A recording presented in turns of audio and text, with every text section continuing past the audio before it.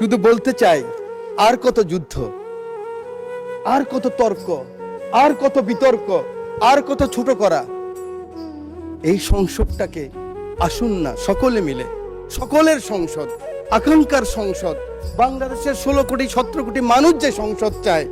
আমি এখানে যত কথাই বলি, আমি মনে করি আপনাকে ঘায়েল করেছি, আপনি মনে করেন আমাকে ঘায়েল করেছেন, কিন্তু বাংলার কৃষক, বাংলার শ্রমিক, বাংলার জেলে সে কিন্তু বোঝে আমার কথা সঠিক না আপনার কথা সঠিক। আমরা কে কত বড় হব, কোথায় যাব, কি নিব, কি হব, সেটা বড় কথা নয়। চিন্তা করেন তো, কথার সাথে বলতো জামাত শিবির, কথার সাথে বলতো জামাত বিএনপি, একসাথেই তো আমরা।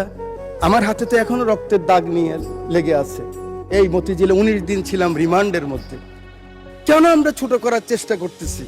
বাংলাদেশের মানুষের আকাঙ্ক্ষাই রাজনীতি। মানুষ আর এই হিংসা প্রতিহিংসা আর দেখতে চায় না। পরের জন্য যুদ্ধ করেছি অনেক, পরের জন্য যুদ্ধ করেছি অনেক, এবার তোমার আর আমার যুদ্ধ। যদি বলো এত যুদ্ধ করে কি পেয়েছি? তিউনিসিয়ায় পেয়েছি জয়, উগান্ডায় পেয়েছি জনগণের ভালোবাসা, আর প্রতিবেশী বার্মায় পেলাম ঘরে ফেরার তাগাদা। আমি যেন সেই বাতিওয়ালা যে পথ পথ রাস্তায় বাতি জ্বালিয়ে ফিরি, অথচ যার নিজের ঘরে জমে থাকে দুঃস্ব অন্ধকার।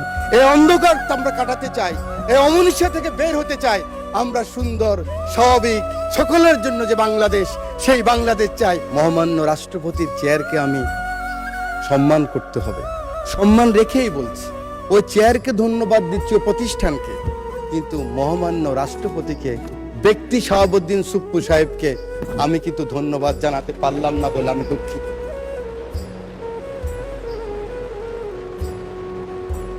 1/11 পরে আমরা যখন 26 জন, ম্যাডাম খালেদা জিয়া 3 জন, 29 জন ছোট্ট রুমের মধ্যে পার্লামেন্ট পার্টির মিটিং হলেন, আমি সাইকোলজির ছাত্র, আরেকদিন বলেছিলাম, মুখ দেখেই বুঝেছি ম্যাডামের মনে অনেক কষ্ট।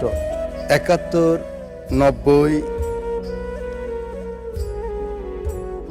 এবং 24-এর রক্তাক্ত জুলাই বিপ্লব, বর্ষা বিপ্লব, এই বিপ্লবে যারা শহীদ হয়েছেন, বিশেষ করে এই জুলাই বিপ্লবে যাদের রক্তের বিনিময়ে, আকাঙ্ক্ষার বিনিময়ে আজকে মহান সংসদে আমরা যারা সবাই এই বিপ্লবে অংশগ্রহণ করার সুযোগ হয়েছিল, আমাদের পরবর্তী 100 বছরের প্রজন্ম জানবে যে আমার পিতা, আমার দাদু এই সংসদ